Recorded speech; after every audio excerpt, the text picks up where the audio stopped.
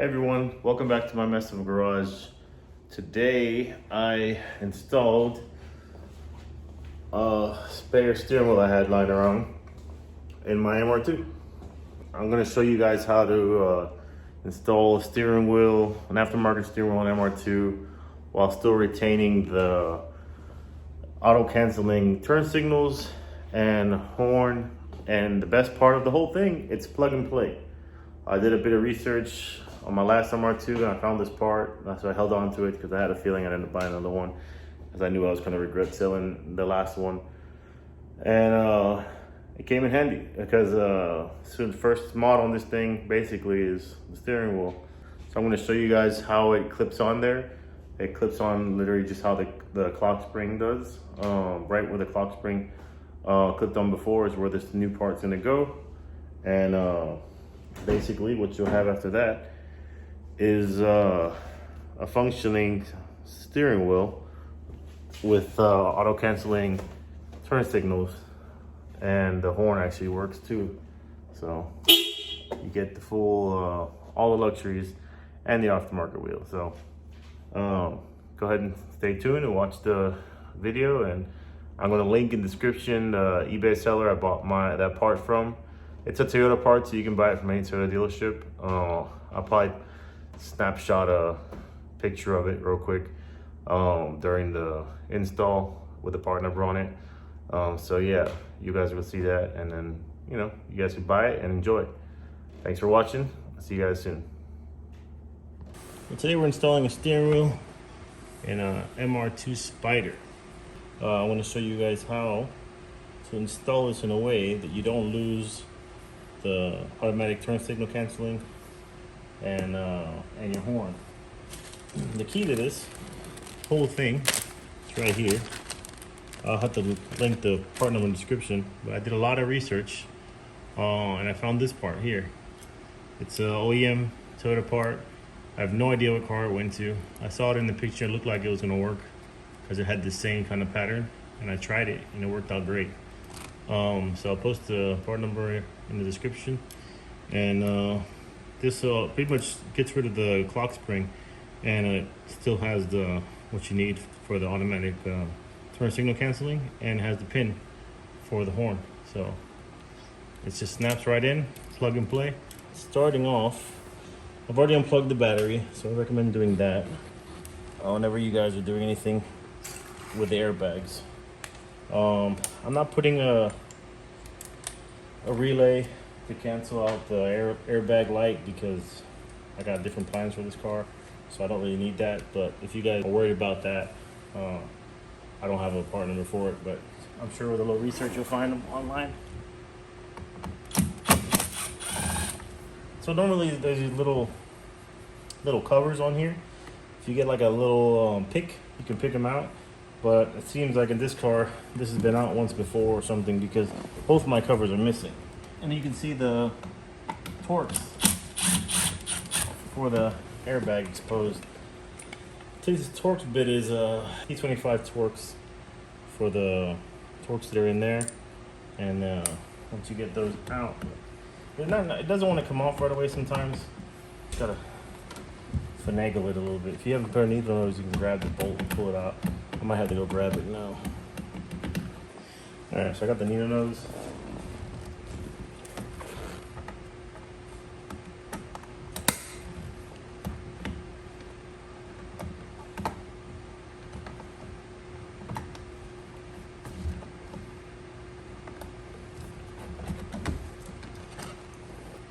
To release the airbag, you grab that, pull it out, and she's loose. That's the airbag.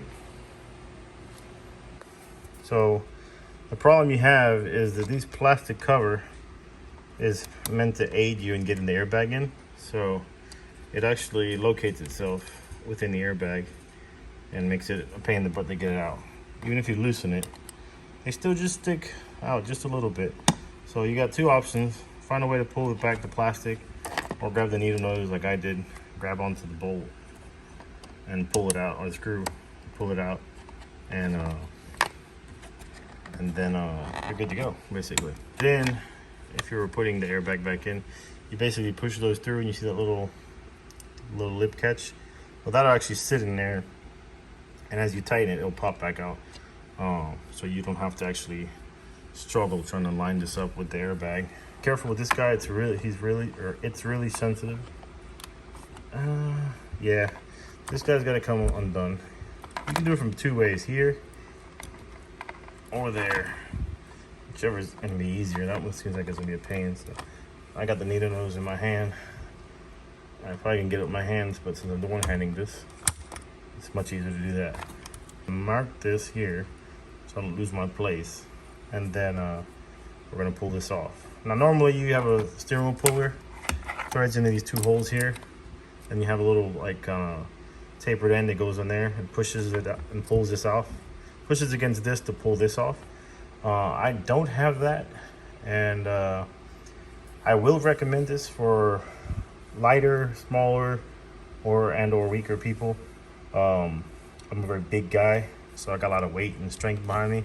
So basically what I do is I loosen the nut up and, you know, hold it on to both sides, just shock the steering wheel. But I will say it's worked amazing in every car, but on my last MR2 that proved to be very difficult, and I even contemplated buying the puller myself for this particular project, but they just ran out of time.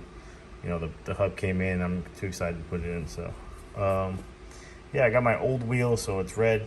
I'm probably gonna change that later, but you know, I had it from the last MR2, which is red. So I will be changing the wheel and the hub later, or I mean the quick release later. But for now, putting it in because I need the leg room.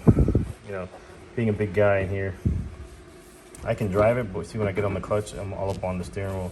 So I want the steering wheel a little closer to me. It doesn't do that. So with the quick release, it brings the steering wheel to a position that I like it better. So that's the main reason for changing it for me, is more for comfort other than looks. But I will be getting a Nardi later. So again, go ahead and find a way to mark your steering wheel nut. Not the nut, sorry. To mark the shaft, just so you know you have it located, just in case for some reason it does move or you forgot and you pulled it off before you got a chance. But you know, to loosen this guy, which you have the lock in place to do, which is always surprisingly easy on this car considering how hard it is to get the wheel off. Loosen the nuts, and then it comes up on parts. Give her a couple of whacks, try and shock it. Let's see if it comes up. Oh, not on the first try. Alright.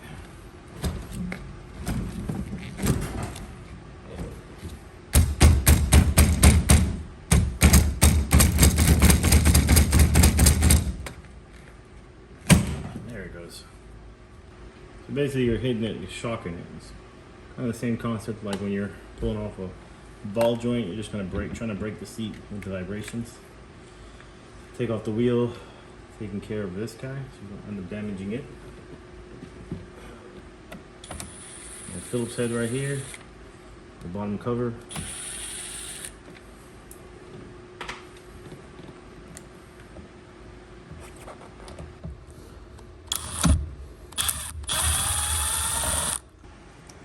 Once it's unscrewed, it should just come apart.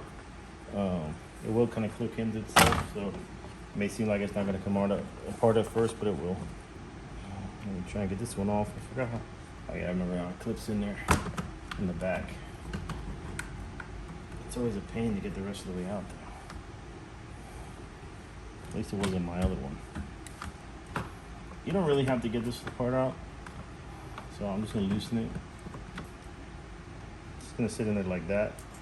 So you got the clips all the way around, so just going to get up in there so I'll know to release them. It's hard to get in these last ones, so use a screwdriver, work on needle nose, and it pops right out. So that goes off, and then this guy will just plug into here. So once that's plugged into there, you take this, and then you just put it right back to where the other one was. just like that. We're ready to put the hub on.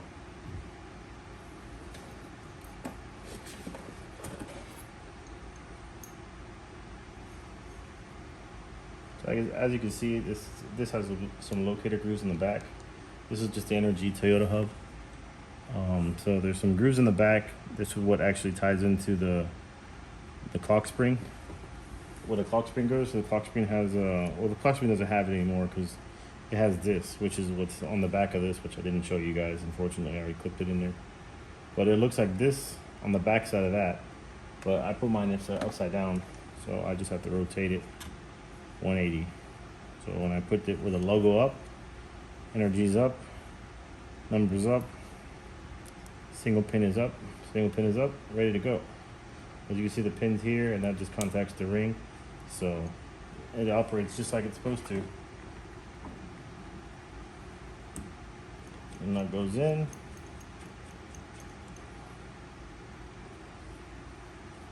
Please, 25 foot-pounds, or it's 34 newton meters. So set my thing here to 34 newton meters.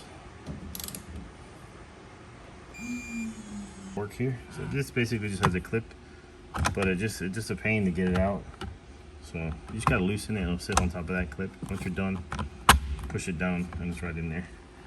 So this is basically what the finished product looks like.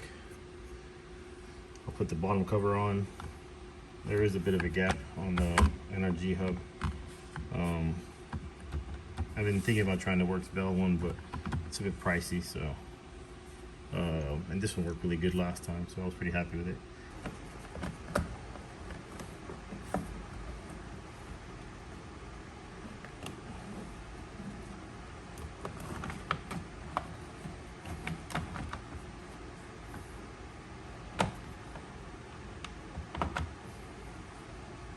Line up all the tabs around here, make sure you don't squish any of them. My last one, somebody had already done it and squished them all.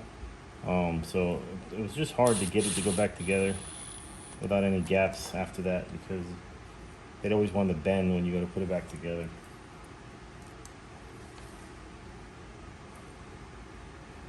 And then we get pinched back in between there. Next step is to put on the quick release base. So obviously you got the horns, it's pretty straightforward, you can only put them in one way. And you have the locating pin on the top with the Energy logo. I don't know if you can see that. And then you just put that and line up at the top nut here. Now these are temporary screws. Unfortunately, I bought the kit. The hub, forgetting that it does not come with hardware. And I gave my last hub away with all the hardware. So I had these lying around from the last one. I didn't use them, so I'm gonna use them here and then change them later, basically, when I get a chance. Now, I wouldn't recommend cranking down these with this. I just like to put it on gently for assembly, so then I can hand tighten them later.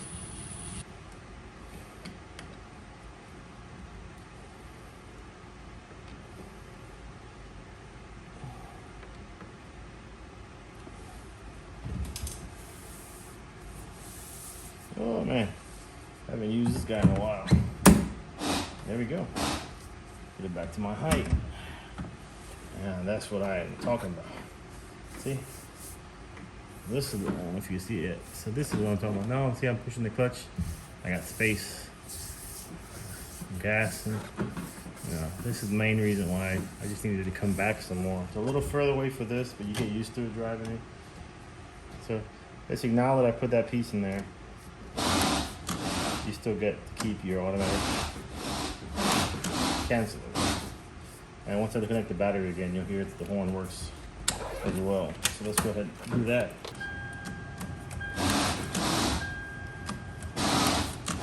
Now I will say, unfortunately, the downside to not putting in the airbag resistor is that I will be getting the airbag light. It will stay on when I turn the car on, but I'll just live with it for now. That's the whole install. Let's see where there it is. She's off, and everything's back together. And yeah, one-handed. Yep.